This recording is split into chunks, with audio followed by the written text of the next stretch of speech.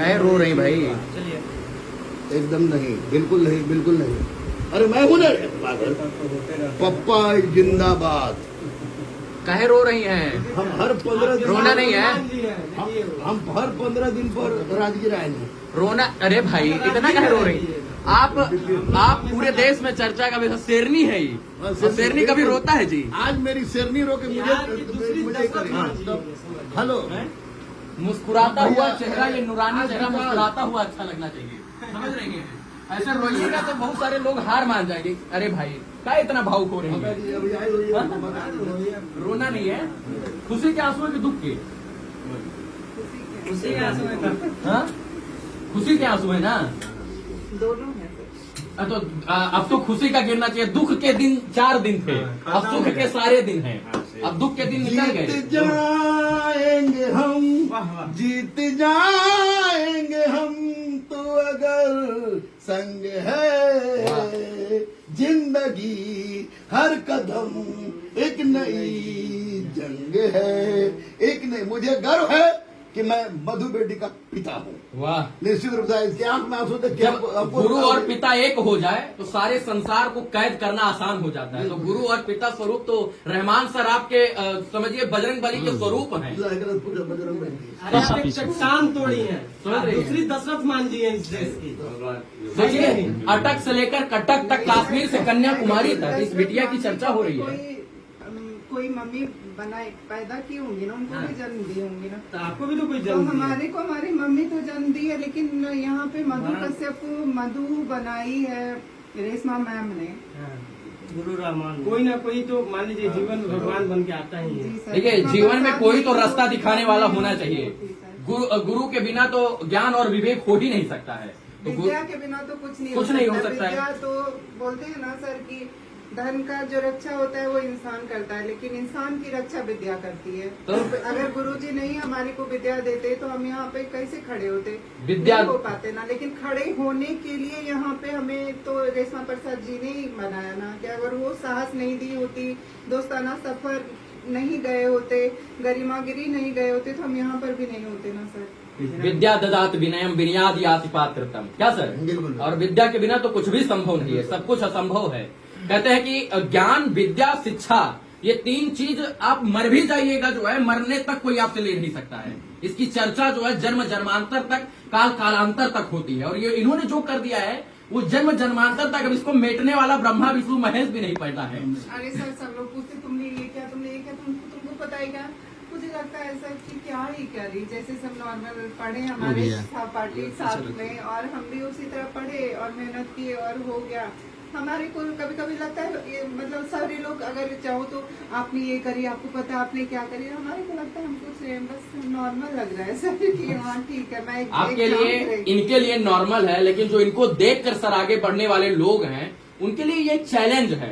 वो सोचने से पहले घबरा कर गिर जाते हैं, और जहां से ये शुरू कर खत्म कर दिए हैं वहां से लोग शुरू करने में घबराते हैं। सर सबसे बड़ी बात है ना कि उस तनाव को लेकर जीना ना, जी सर, वो सबसे बड़ी बात होती है। सबसे बड़ा बात कि उस तनाव को लेकर समाज के ताने पढ़ते रहते थे लोगों और के भूख ताने को। लगता था सर, तो सोचती थी कि नीचे जाके खाना लेता।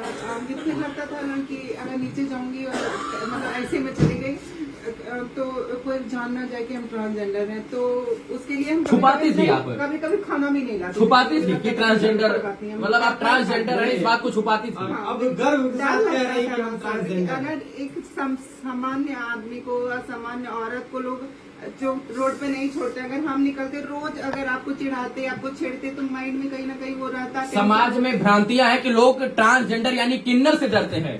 अभी यहीं पर कुछ लोग कह रहे थे कि अब जो है दरोगा लोग को भी किन्नर समाज के लोग मतलब घेर लेते थे, लेकिन अब जो है कोई नहीं घेरेगा। बिल्कुल नहीं घेरेगा सर। क्यों घेरे? वो लोग घेरते हैं सर, क्यों घेरते हैं इसके पीछे बात कोई नहीं करता। घेरते हैं, बस ये देखते हैं क्यों घेरते हैं, ये नहीं देखते। अगर वो बने घेरने के लिए, अगर वो इस दलदल में फंसे, वो भीख मांगते हैं, वो गाली देते हैं, वो मार करते, क्यों बने सर? आप इसके पीछे का लॉजिक समझिए ना। आप जिस 9 क्लास के बच्चे को घर से बाहर निकाल दिया जाएगा, उनके पास खाना नहीं रहेगा, उनके पास मम्मी पापा सबका साया उठ जाएगा सर, तो उसके पास कहाँ से बच जाएगा माइंड में, दिमाग में कि हम अच्छा काम करके अपनी जीवन उनको सफल बनाए। वो तो गलत संगत में चले जाएंगे, पेट को चलाने के लिए फिर कुछ भी काम मिलेगा, चाहे वो चोरी डकैती गंदा काम होगा और करेंगे और अपना जीवन को बर्बाद करेंगे और क्या बोलते हैं उसी रास्ते पे चलेंगे। तो इसीलिए सर इसके पीछे तो मैं उन मम्मी हर एक माता पिता से नम्र विनम्र और क्या बोलते हैं प्रार्थना करना चाहूंगी कि ऐसे बच्चे को घर से मत निकालें। अब आप जैसे बच्चों को कह रही हैं, हमारे जैसे बच्चों आपके जैसे बच्चे को माँ बाप ने बिल्कुल घर से ना निकालें। मतलब ये होता है ना कि भाई लड़का पैदा हुआ तो एक्सेप्ट कर लिया, लड़की पैदा हुआ तो एक्सेप्ट कर लिया, लेकिन जब है उन्हीं का खून है, उन्हीं का मांस है उन्हीं का अंश है, लेकिन जब ट्रांसजेंडर यानी किन्नर पैदा हुआ तो उसको भैया चलो गैंग को दे दो, इनको दे दो, फलाने गुरु को दे दो, धमाके गुरु को दे दो। मतलब अपना होते हुए भी लोग अपना नहीं मानते हैं। देखिए गैंग को और ये सब तो वो बोलते हैं लोग कि बच्चा ले जाते हैं उठा के चले जाएंगे, ये सब कुछ नहीं होता है। लेकिन बच्चे को वो फील करा देते हैं, वो प्यार नहीं देते हैं ताकि वो खुद बच्चे चले जाते हैं घर छोड़ के सर। वो अगर आप उतना प्यार जैसे अपने और बच्चे को देते हो, अपने और बच्चे से कहते हो, आप वो कहिए ना सर, एक बार कहिए ना सर प्लीज। हर एक माता पिता से बोलते हो एक बार तो कहो कि तुम मेरे बच्चे हो, एक बार तो कहो कि हम खड़े हैं तुम्हारे साथ। हम पूरी जान लगा देंगे अपनी कामयाबी के, हम कभी आपको निराश नहीं करेंगे। जितना गुण, जितना शक्ति, जितना काम करने की लगन जो है एक महिला और पुरुष में होती है, उतना काम करने की लगन जो है इनके अंदर भी होती है। तो जब वो कर सकते हैं तो ये क्यों नहीं कर सकते हैं यार? क्यों इनको मौका नहीं दिया जाता है? क्यों इनको समाज से वंचित किया जाता है? क्यों इनको 9 महीने 10 महीने बाद 1 साल बाद बोल दिया जाता है कि तुम किन्नर समाज के हो? मम्मी पापा की तो गलती है सर, सब सरकार की भी इतनी से सर 77 साल लग गए हैं सर। आज देश आजाद हमारा नहीं हुआ है सर। 1947 में हमारा देश आजाद हुआ था सर। आज यहाँ तक पहुँचे 2010 से रेशमा प्रसाद झोला ले लेके भटक रही है पूरे बिहार में। लेकिन मैं आदरणीय मुख्यमंत्री जी का ढेर सारा सम्मान करती हूँ, ढेर सारा आदर करती हूँ, उनका ढेर सारा धन्यवाद कि उन्होंने मतलब ऐसे मतलब राज्य में जो कि हमेशा बदनाम होता है, चाहे एग्जाम के लिए हो, चाहे सिस्टम के लिए हो, कुछ के लिए हो, उन्होंने ऐसे एक मतलब माइनॉरिटीज को इतना दिया, तो उसके लिए ढेर सारा धन्यवाद। हमारी रेशमा मैम का धन्यवाद, हमारे गुरु रहमान सर का धन्यवाद, हमारे सुल्तान सर का धन्यवाद। आपके माँ बाप ने तो कोई भेदभाव आपसे नहीं किया था, क्योंकि आप बार बार जो है हमारे मम्मी पापा भेदभाव नहीं किए थे। मम्मी पापा भेदभाव करके भी क्या करते सर? हमारे मम्मी पापा तो मतलब हमारे को पैसे नहीं थे सर शुरू से ही। हम बहुत मतलब लोअर मिडिल क्लास फैमिली से आती हूँ सर।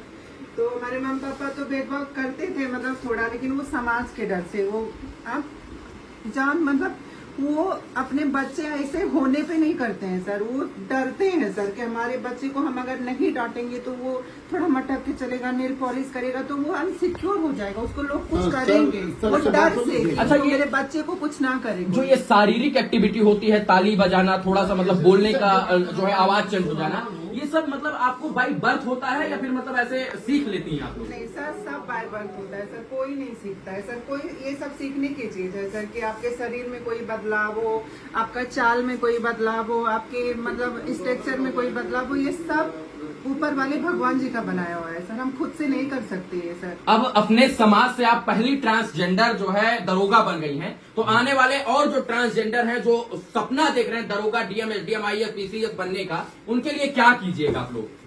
उनके लिए तो मैं बहुत काम करना चाहती हूँ सर। बस सबको लाके गुरु रहमान सर के यहाँ पढ़ाना चाहती हूँ सर। ऐसे सर जैसे हमारे मतलब यहाँ पे एडमिशन लेते हैं, उनको यहाँ पे ला के बोलना चाहती हूँ, उनको हर संभव मदद करना। अगर किसी को पैसे की भी कमी होगी तो मैं उसको मदद करूंगी सर।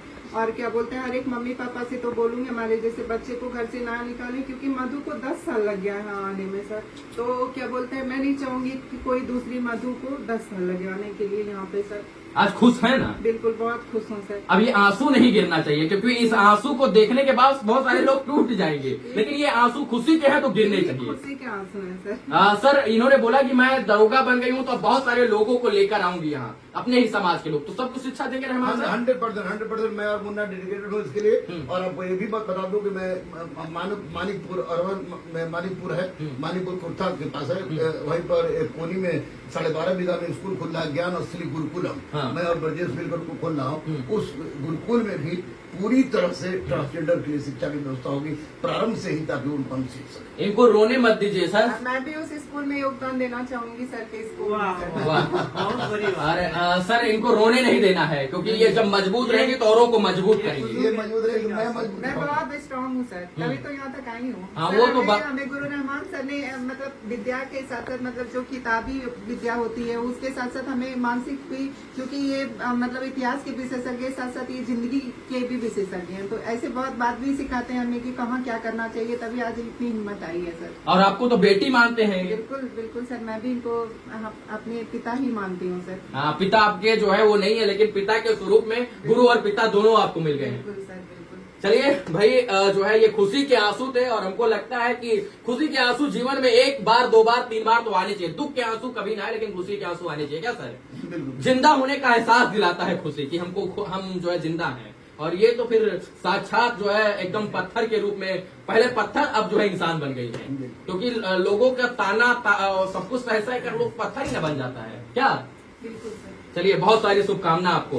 एसडीएम बनिए, तो इसके ऊपर भी, और इसके ऊपर प्रमोशन होगा ना सर? हाँ, मैं माननीय मुख्यमंत्री से आपके चैनल से अनुरोध करूंगा हाँ। कि आपने सर, आप बहुत बड़े बधाई के पात्र हैं। आपने इस तरह काम किया कि मधु बेटी को मैंने दरोगा बना लिया, रोनी झा, बंडी कुमार को दरोगा बना लिया। तो मैं रिक्वेस्ट करता हूँ माननीय मुख्यमंत्री से कि सर एक मेहरबानी और कीजिए कि बीपीएससी में भी 1% आरक्षण दीजिए, ताकि हम मधु बेटी को दरोगा बनाए तो मधु बेटी को एसडीएम बनाते हैं। ये बन सकती है। डेफिनेटली 100%। हाँ। 3000 बच्चों के बीच इंटरव्यू टेस्ट देने वाली बच्ची आपको 1 to 20 में रैंक लाती है, तो ये कौन कहा गया? कितना रैंक है इनका? 3000 बच्चे लोग टेस्ट देते थे। हाँ। और क्लास में तो हमेशा ये एक दिन क्लास गैप नहीं की, एक बार डांट सुनी, एक दिन गैप कर दी थी, तबियत खराब थी, डांट सुन ली, तो वो टेस्ट में दी 3-3 हजार लड़के लोग टेस्ट देते थे। और टेस्ट में इसका 1 to 20 के बीच में रहता था, 1 to 20 के बीच में टेस्ट रहता था। तो मैं जानता था कि ये बच्ची को मौका मिलेगा और खुद भी कर सकती है। अभी दरोगा में माननीय मुख्यमंत्री ने मौका दिया, दरोगा बन गई।